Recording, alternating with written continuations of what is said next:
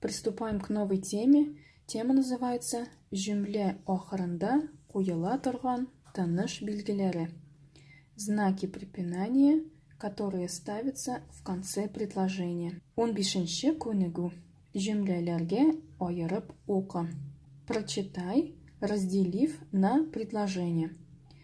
Далее мы будем с вами читать текст, в котором одно предложение следует за другим, и между предложениями нет знаков препинания. Получается, наша задача узнать, где заканчивается первое предложение и где начинается второе предложение. Для того, чтобы было нагляднее и понятнее, мы надеваем на наш листок полиэтиленовый пакет и будем выполнять задание.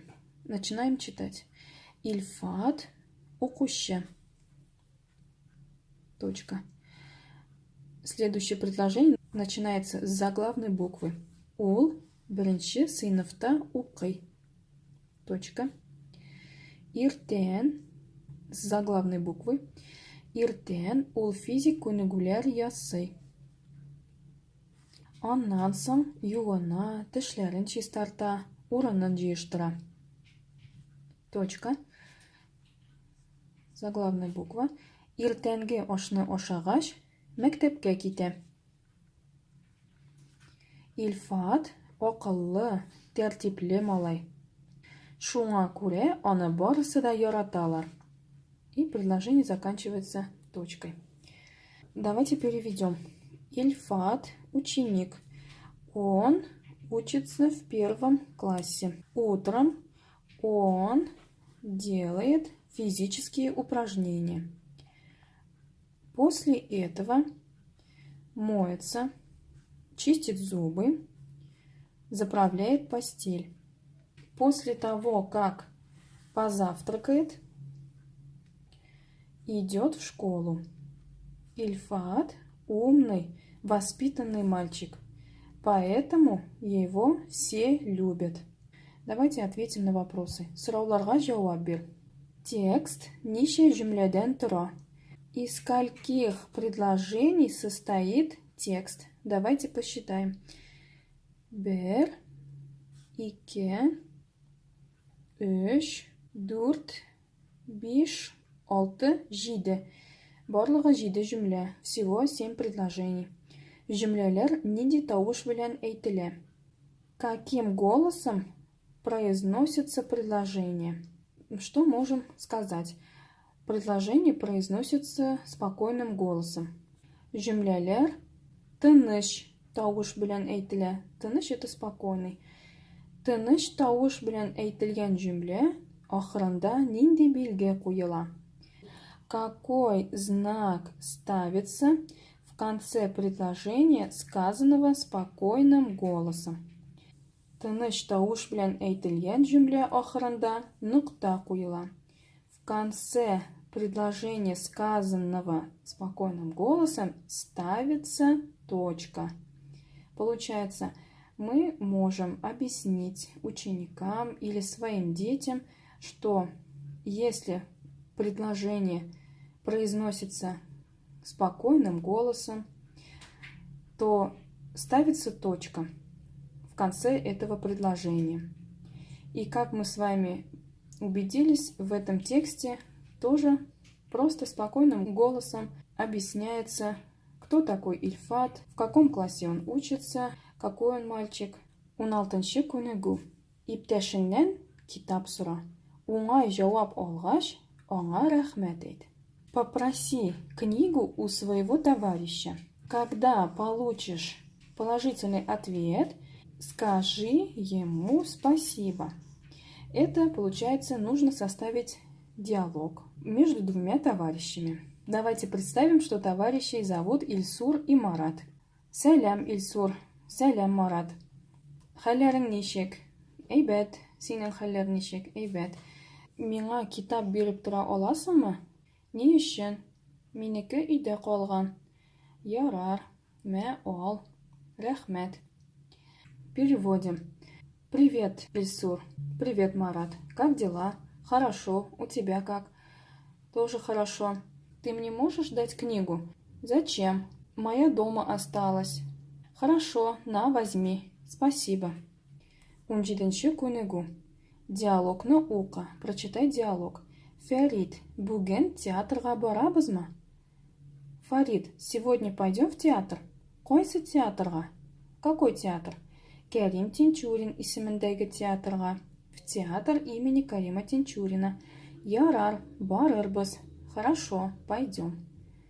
Беренче һәм икенче җөмләне күчереп яз. Запиши в тетрадь первое и второе предложение. Получается, первое предложение вот оно, и второе вот. Нинди җөмләләр икәнен әйт. Скажи, какие это предложения.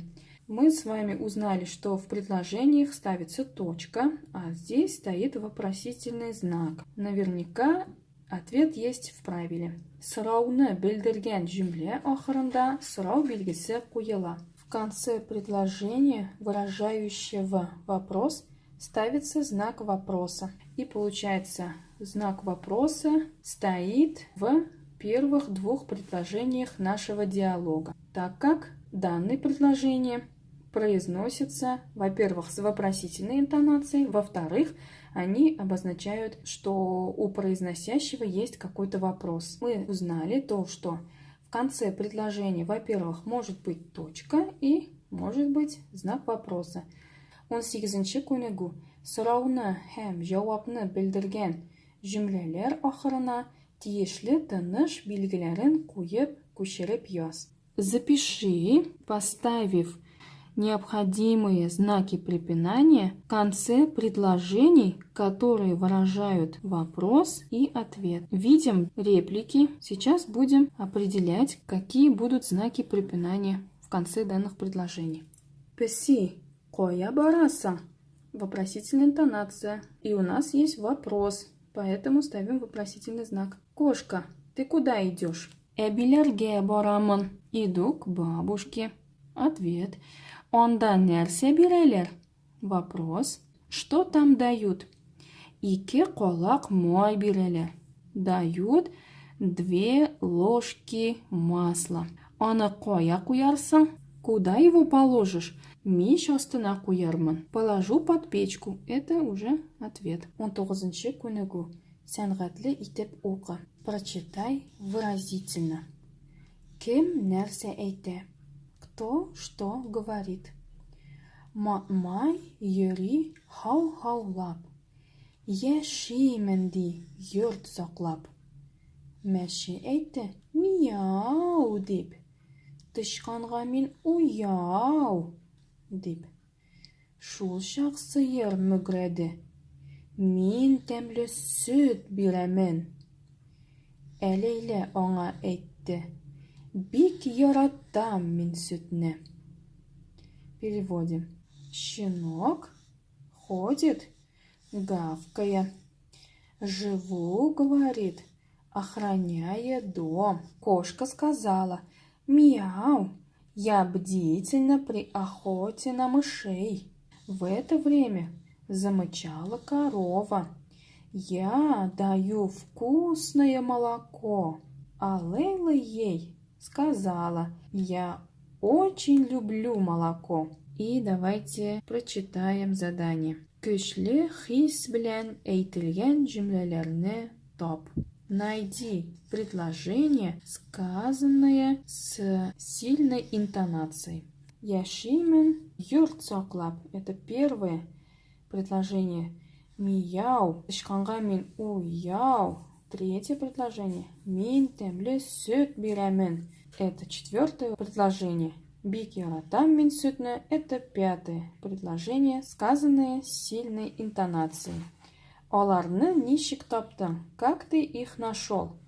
Мы нашли их благодаря восклицательному знаку в конце предложения. Шуларның икесен күчереп яз. Запиши 2 из них. Получается 2 предложения можно записать выборочно. Какие больше нравятся. Көчле хис белән әйтелгән җөмләләрнең ахырына нинди тыныш билгесе куелган? Какой знак препинания стоит в конце предложений, сказанных с сильной интонацией? Стоит восклицательный знак. Правило. Көчле хис белән әйтелгән җөмлә ахырында өндәү билгесе куела. В конце предложения, сказанного с сильной интонацией, ставится восклицательный знак. 20-ші күнігу. Рәсімге қарап, сұрауларға жауап бер.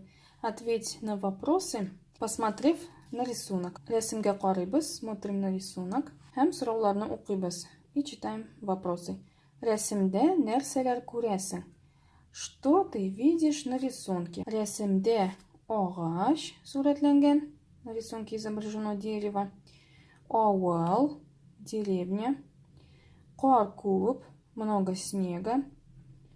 Кош ұша, птица летает. Һәм кешеләр сурәтләнгән.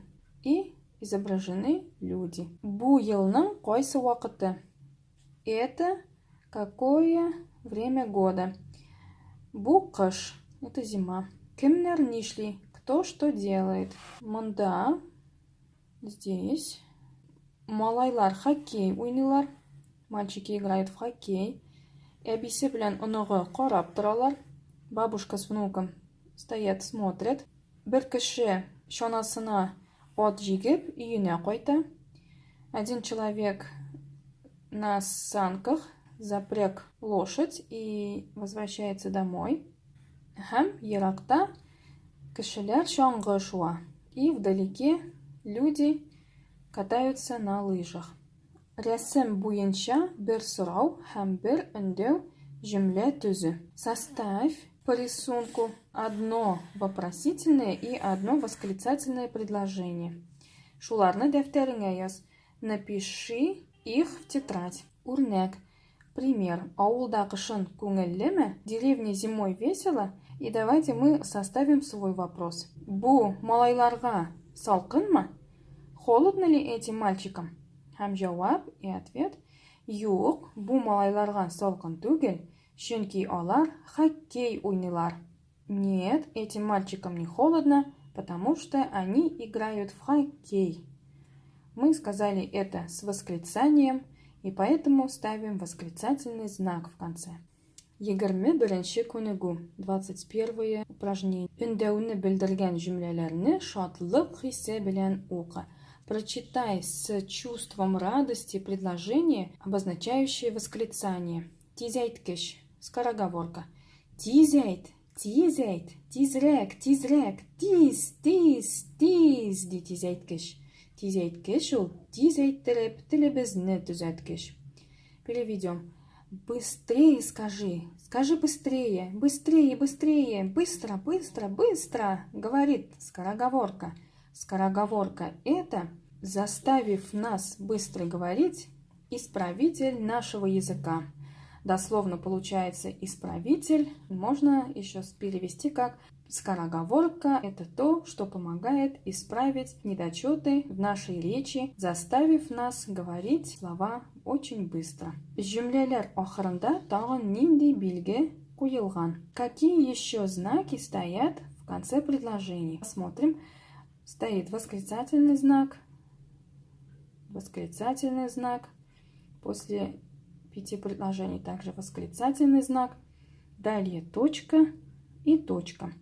Таким образом мы с вами читаем разные произведения на татарском языке, которые содержат разные знаки препинания.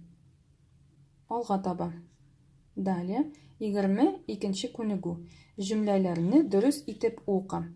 Прочитай предложение правильно, то есть с правильной интонацией. Давайте посмотрим. В первом предложении в конце стоит восклицательный знак. Значит, как нужно прочитать это предложение? С восклицанием, как будто у нас есть какая-то радость. Көн нинди матур. День какой красивый. В русском так не говорят. Говорят, какой красивый день. Дальше второе предложение. В конце стоит вопросительный знак. Значит, нужно прочитать с вопросительной интонацией. Бакчадан нәрселер үсе. Что растет в саду? Третье предложение. Смотрим, что в конце. Точка. Значит, нужно читать со спокойной интонацией.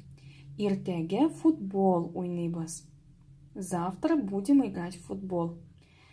Четвертое. Восклицательный знак в конце предложения. Значит, читаем с радостной интонацией. Тышта шунды жылы. На улице так тепло. Бишенче cümle. Сұрау белгісі, вопросительный знак. Вопросительная интонация должна быть. Синең исемең ничек? И причем вопросительная интонация в основном бывает именно в вопросительных словах. Например, здесь слово нерселер, а здесь слово нищек. Синең исемең нищек. Шестое предложение, в конце точка. Значит, со спокойной интонацией надо читать. Муршиде опа кибеттен қойды. Тетя Муршида возвращается из магазина. Жүмлелер охырында нинди тыныш белгілері қойылған. Какие знаки препинания стоят в конце предложений? Мы уже с вами посмотрели, что после первого предложения стоит восклицательный знак и после четвертого. После второго предложения стоит вопросительный знак и после пятого предложения, и после третьего и после шестого предложения стоят точки. Нищен. Почему? Щенки. Повторяем еще раз. Потому что если предложение произносится с восклицательной интонацией, ставится восклицательный знак. Если предложение произносится с вопросительной интонацией, ставится вопросительный знак. Если предложение произносится со спокойной интонацией, ставится точка.